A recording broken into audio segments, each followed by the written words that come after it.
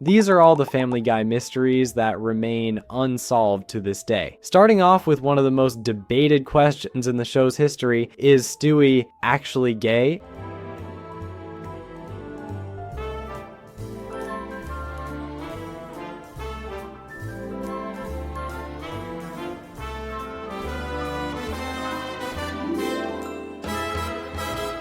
I love you. What? What'd you say? Olive juice. Olive juice? Olive juice, you too. From the very beginning, Stewie Griffin has shown behavior that hints at something far more complex than the average cartoon toddler. Throughout the series, he's displayed moments of same-sex attraction, emotional obsession, and ambiguous romantic impulses. His fixation on male characters, most notably Brian, has been a constant thread. I can't do it. I can't do it. Get the lotion. Put the lotion on me. Brian! Oh, hi, Mr. Furley. This isn't what it looks like. Never mind, I'll come back later! But Brian isn't the only clue. Stewie's unusual attachment to Rupert, his teddy bear, often carries undertones of romance and intimacy, and his interactions with other male characters, ranging from cross-dressing to exaggerated displays of jealousy, further reinforce the idea of repressed or conflicted sexuality. I never knew there could be such a thing as a perfect day. Don't frolic too much, Rupert. Save some energy for the hula contest. Time and again, the show has leaned into these behaviors, sometimes even portraying physical intimacy played off as comedy. Here they come. Kiss me! Come on, we gotta follow them. Stewie? Huh? Everything all right? Yeah, hey, listen, freaking shot in the dark. You want to do something sometime? Still, the picture isn't one-sided. There have been scattered moments where Stewie expresses interest in women, but these are rare, fleeting, and often overshadowed by his more consistent patterns of attraction toward men. The creators of Family Guy have addressed this directly. According to them, Stewie's undefined sexuality is entirely intentional. By keeping him vague, neither explicitly gay nor straight, the show maintains the freedom to explore a broader spectrum of stories and jokes without being forced into a single character arc. As a result, Stewie remains one of television's most deliberately ambiguous characters. His sexuality is never confirmed, never explained, and likely never will be. And for many fans, that mystery is exactly what keeps the discussion alive. All right, but just one last piece of advice. Remember, listen to her body and respond the way you'd want her to respond to you. Okay, thanks. That's very helpful.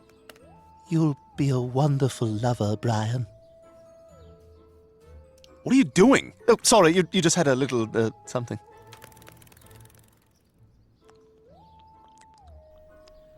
Next up is one of the show's strangest inconsistencies. Who can actually understand Stewie Griffin? Hey, Dad, that's a cool whip. Ah, I thought you couldn't understand me! From the very beginning, the question of whether Stewie's words are truly understood by the people around him has been one of Family Guy's most puzzling mysteries. Give me that, kid. I'm your son, you dick. During the early seasons, it seemed clear only Brian, other children, and occasionally Chris or Meg could make sense of him. Adults like Lois and Peter appeared oblivious, ignoring his elaborate speeches and treating his complex rants as little more than baby talk. If you're happy and you know it, clap your hands. Fuck you. If you're happy and you know it, clap your hands. Eat shit. If you're happy and you know it, then your face will surely show it. If you're happy and you know it, clap your hands. Dumb cunt. But as the series evolved, that rule began to collapse. In later episodes, we see Lois, Peter, and even guest characters responding directly to what Stewie says, as if his speech were always audible. Hey, Cleveland, you know I love you, but those jeans, they ain't for you. I knew it. I think I just needed to hear it. Thank you, Peter's baby. Copy that. At times, entire crowds, teachers, or doctors interact with him as if it were completely normal that a toddler speaks with the vocabulary of a mad scientist. Instead of listening to celebrities, maybe we should take on that same enthusiasm and listen to scientists. Maybe then the world could finally be a better place. Boo! Meeber rules! Pretzel the baby! I'm one of her adult fans. Nice speech, Stewie. A lot of good it did. Other moments turn the inconsistency into a joke, breaking the fourth wall and mocking the fact that even the writers can't seem to keep it straight. The result is a contradiction the show never resolves. Sometimes Stewie's words are ignored, sometimes they're understood, and sometimes the rules shift within the same episode. This inconsistency has gone from confusing plot hole to deliberate running gag, an inside joke that allows the writers to bend reality whenever it serves the comedy, and that's what makes the mystery so enduring. Is Stewie actually understood by everyone, or does the show want us to believe only some characters hear him? Garfield at Large by Jim Davis. Now, as you can see in this panel, Garfield doesn't care for Nermal. But like him or not, Nermal is here to stay. Or is he? Let's read on. And so, moving on to our next Family Guy mystery, could Meg Griffin actually be the biological mother of Stewie? No experience? No thanks. Oh, nuts. Young lady, what's the little guy's name? What do you care? Well, I can't send an unwed teenage mother out on the street without a job. Stewie. My son's name is Stewie. At first glance, the theory sounds outrageous, but it's one that's persisted among fans for years, fueled by strange references, suspicious gags, and unexplained inconsistencies scattered across the series. At its core, the idea is simple. Meg became pregnant at a young age, and with help from Lois and possibly Brian, the entire situation was covered up to protect the family from scandal. According to this theory, Lois pretended to be pregnant, and when Stewie was born, she passed him off as her own child. Bloody hell! It's a boy! Yeah! Oh, thank God! He's so beautiful. One of the earliest sparks for this theory comes from partial terms of endearment, where Lois casually remarks that Meg gave birth to Stewie. On the surface, it's a throwaway joke, but Meg's complete lack of reaction at the time has made some fans wonder if the line carried a deeper truth. Lois, I don't want you walking around all pregnant for 9 months just to hand over the thing when it comes out like a hen to a farmer. I mean, why's it gotta be you? Because they need a healthy female body to carry the baby. I can do it. Oh, come on, Meg. It was hard enough on your body when you gave birth to Stewie. What?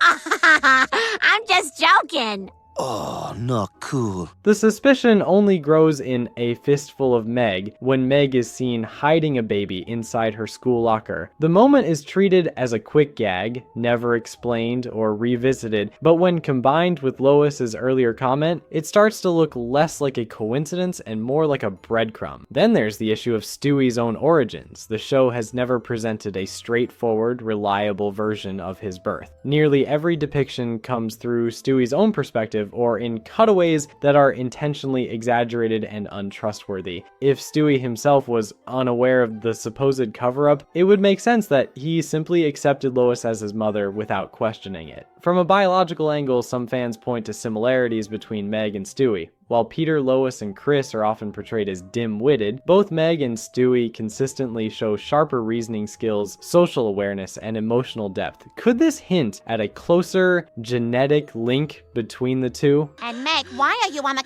couch? You know you're not supposed to be on the furniture. Look at her. She just sits there and takes it. She deserves a better life than this, Brian. And you know what?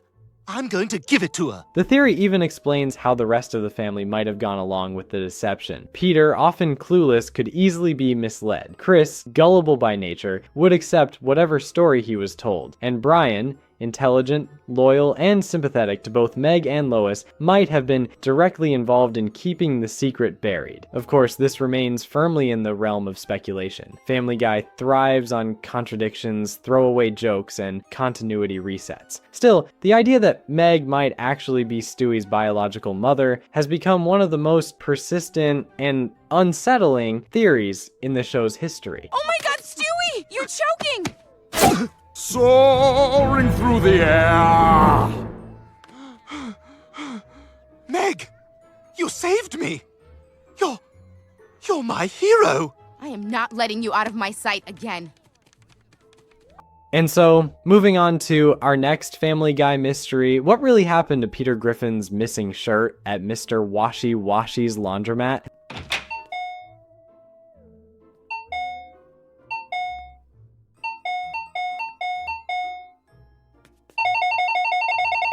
You stop make bing bong. Every bing bong 2 cents. This odd little mystery begins in the episode Tigs for Two, where Peter becomes convinced that Mr. Washi Washi, the strict owner of the local dry cleaner, has stolen one of his favorite shirts. Listen here, Washy Washy, you do have my shirt. I know have your shirt. You yes have my shirt. You get out of my store. You give me shirt. You go, I call police. You no dare call police. Oh, you want to play game, fatso? You big 911. Fine, I go. What should have been nothing more than a minor customer service complaint quickly spirals into a ridiculous feud. Peter is eventually banned from the store, and the once simple problem evolves into a full-blown rivalry. Even after multiple confrontations and an awkward apology dinner hosted at the Griffin household, the shirt is never recovered. In true Peter fashion, he takes matters into his own hands, breaking into Mr. Washi Washi's home, where he discovers a similar white shirt that turns out not to be his. The scene escalates into a parody of a video game style street fight, leaving fans with no answers and even more confusion. I knew it. Drop it, or I blow your head off. Listen, Washy Washy, that's my shirt and I ain't leaving here without it. That know your shirt. Oh, yeah? The episode never confirms whether Mr. Washi Washi truly stole the shirt or if Peter simply misplaced it and projected the blame. But fans have tried to fill in the blanks. One practical explanation is that the shirt may have been accidentally tagged and returned to another customer, a common risk in busy dry cleaning shops. Another theory suggests the shirt may have been damaged during the cleaning process and quietly discarded, something Mr. Washi Washi would never admit to avoid further drama. Then there's the more humorous fan theory that Mr. Washi Washi deliberately kept the shirt as an act of spite, seeing it as his personal revenge against an annoying, disrespectful customer. While there's no direct evidence for this, it would certainly fit Family Guy's long-standing tradition of blowing petty disputes wildly out of proportion. Ultimately, like so many of the show's plot lines, the missing shirt is never explained. You no come back ever. I know like you American. And all you American look alike. Oh, we all look alike, do we? Well, look who's talking. And so, moving on to our next Family Guy mystery. Why does Chris Griffin have blonde hair when the rest of the Griffin family clearly doesn't? Cheetah, there's something you don't know. Chris might not even be your son. What? I once slept with Philip Seymour Hoffman. You what? You slept with Philip Seymour Hoffman? Haha, I sure did. It was in his trailer during that tornado chasing movie, and all I know is 9 months later, Chris is born. Yay, I'm a bastard. At first glance, it might seem like a small detail, but for long-time viewers, Chris's blonde hair has stood out for years as an unexplained oddity. Lois has red hair. Peter and Meg both have dark brown hair. Even Stewie, when glimpsed in future episodes as an adult, is shown with brown hair. Yet Chris remains the only Griffin with bright blonde locks, a trait that doesn't seem to fit anywhere in the family's genetics. Behind the scenes, the explanation is simple. In the show's early development, Lois was originally designed as a blonde, but during production, she was reimagined as a redhead to better contrast with Peter's design. By that point, Chris's look had already been finalized, so his hair color was never changed. Stewie, I said no toys at the table. Thou shalt get drunk, yeah! Chris, you're 13. Don't talk like that.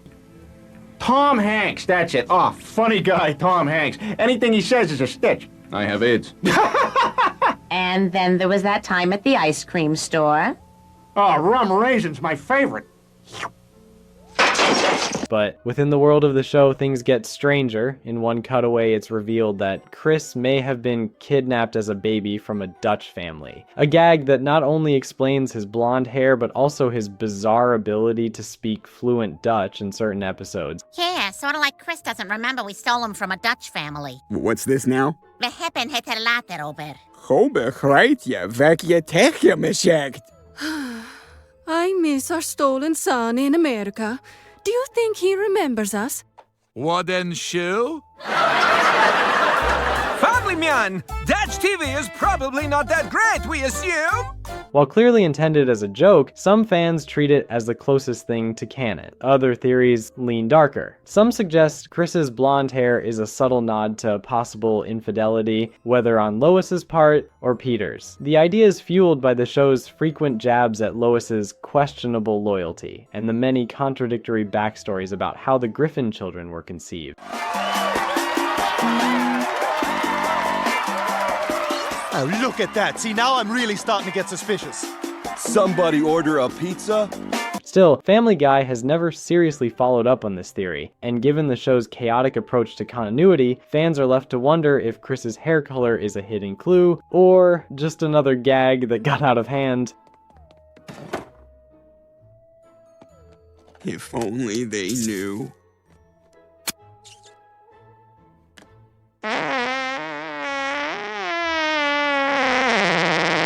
Yeah, it's my boy! And so, moving on to our next Family Guy mystery, who is Meg Griffin's real father? Hell, if I was half the parent Brian is, I'd know that Chris's favorite ice cream is Chocolate chip. and Stewie's favorite bedtime story is Goodnight Moon. and Meg's real father's name is Stan Thompson. On the surface, most viewers assume Peter Griffin is Meg's biological dad, but throughout the series, Family Guy has dropped so many contradictory lines, cutaways, and bizarre jokes that fans have long questioned whether that's really the case. In fact, the show itself has hinted multiple times that Meg may not be Peter's daughter at all. The first seeds of doubt appear as early as season 1, when Peter reacts with disappointment to Meg's birth, already distancing himself emotionally from her character. Oh, I know just how you feel, Pumpkin. I've had my share of disappointments, too. It's a girl. Can you check again? But the mystery deepens later. In the episode Screwed the Pooch, it's casually suggested in court that Meg's real father might actually be someone named Stan Thompson. The reference is brief, never acknowledged again, but it was enough to spark years of fan speculation. Other episodes muddy the waters even further. In Not All Dogs Go to Heaven, Brian remarks that Meg looks just like Peter, a line some fans treat as confirmation, while others interpret it as a clumsy attempt to cover up earlier hints. The Stan Thompson theory gained traction when the show implied that many family members already knew the truth, except for Meg herself. This version of events suggests Meg could be the result of an affair, a secret kept hidden to avoid scandal or to spare Peter's fragile ego. Considering Peter's track record of immaturity, it's not hard to imagine the family bearing the truth rather than dealing with the fallout. Later, retcons only added fuel to the fire. Meg's birth certificate has been altered in multiple episodes, at one point even showing her legally renamed Megatron. Peter, would you give this to the nurse? Uh-huh. Robots in disguise. Cutaway gags have depicted Peter and Lois trying to abandon her or questioning her origin outright. Oh, Stewie, how exciting. Your first visit to a real fire station. Yeah, you kids always loved your first trip to the fire station. You remember when we took Meg? So, who is Meg Griffin's real father? The show never confirms, never denies, and never ties up the loose ends. Which means, like so many Family Guy mysteries, it's left to the fans to keep the speculation alive. Hey, Meg. Proud of you. And so, moving on to our next Family Guy mystery, who ran over Brian Griffin? One of TV's most shocking moments took place Sunday night on Fox. In dramatic and disturbing fashion, the producers of Family Guy killed off Brian the dog. Brian's dead!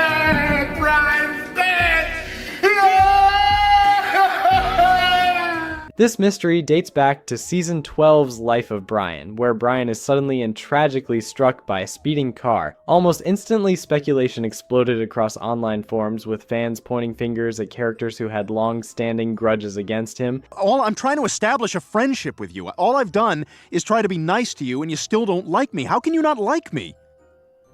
One of the earliest and most widely accepted theories points directly at Glenn Quagmire. Over the years, Quagmire has never hidden his disdain for Brian. Their relationship has been a toxic mix of insults, heated arguments, and even physical altercations. Does Jillian know you're half Polish, Mr. Quagglecheck? You son of a bitch!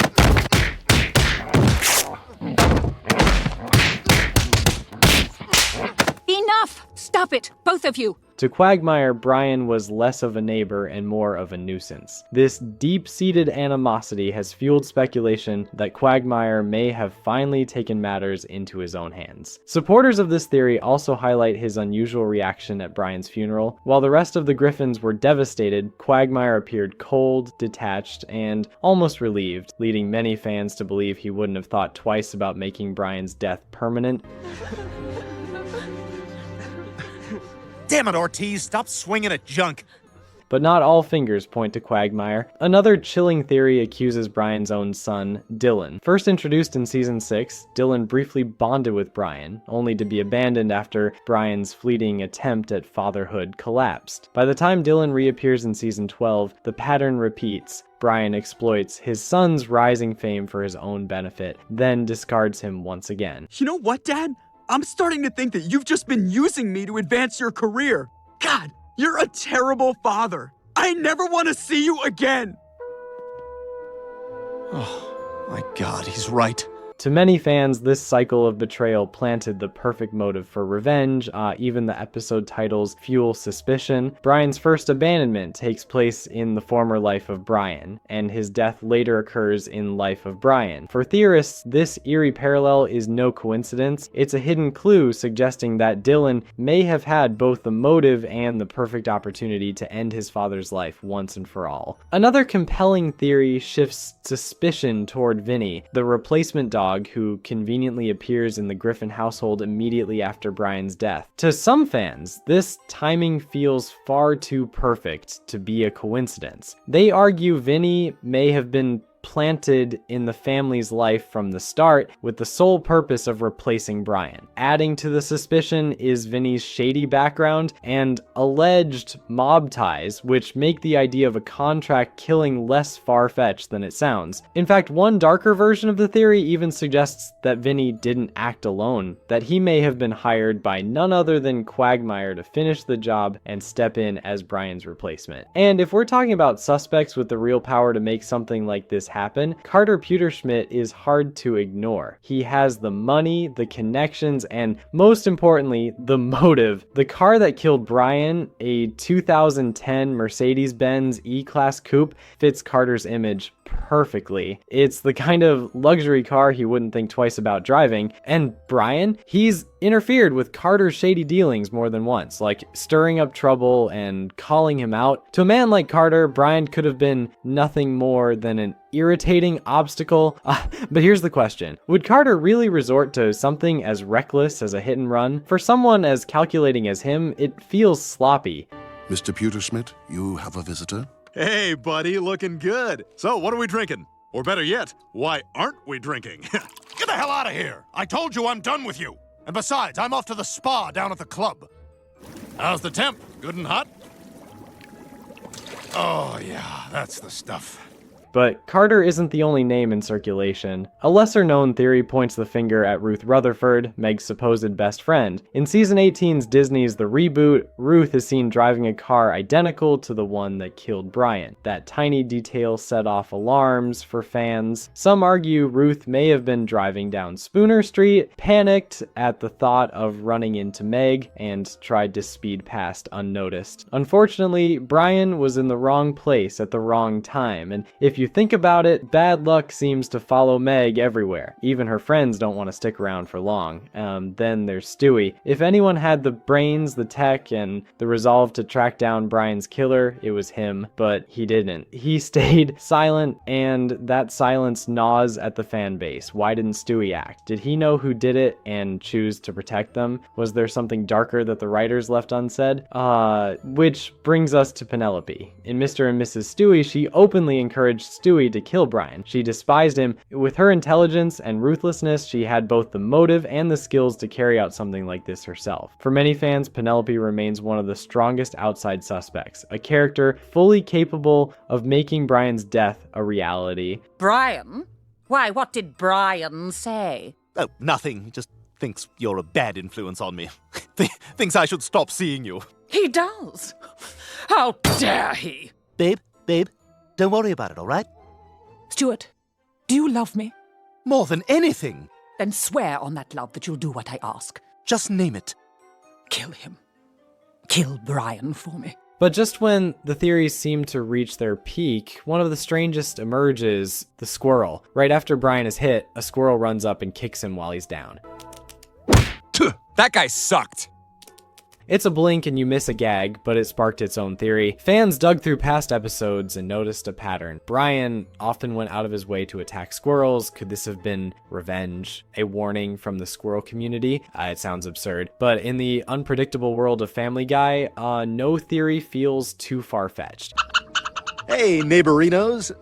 So not a huge deal, but if you guys could keep your chittering down, I'm trying to get some writing done in the house. Oh, yeah, no problem, bro. Also, maybe you could go your own face, huh? Could that be good? Yeah! Okay. Yet, despite all these theories, one truth remains: Family Guy has never officially revealed who was behind the wheel. And so, moving on to our final, and perhaps most unsettling, Family Guy mystery. Did Brian Griffin accidentally kill the real Stewie in the episode The Hand That Rocks the Wheelchair? Oh, come on, not this thing, really?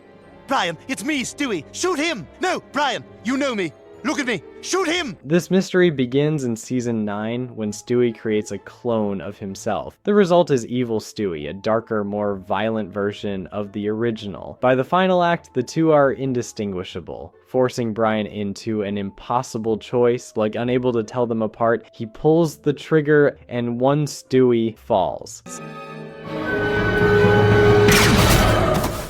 On the surface, it seems clear. Brian killed the evil clone, but the moment after the shooting is anything but reassuring. The surviving Stewie walks away with a subtle, unsettling expression, and the episode closes with a direct homage to Thriller, a chilling wink that casts doubt on who really survived.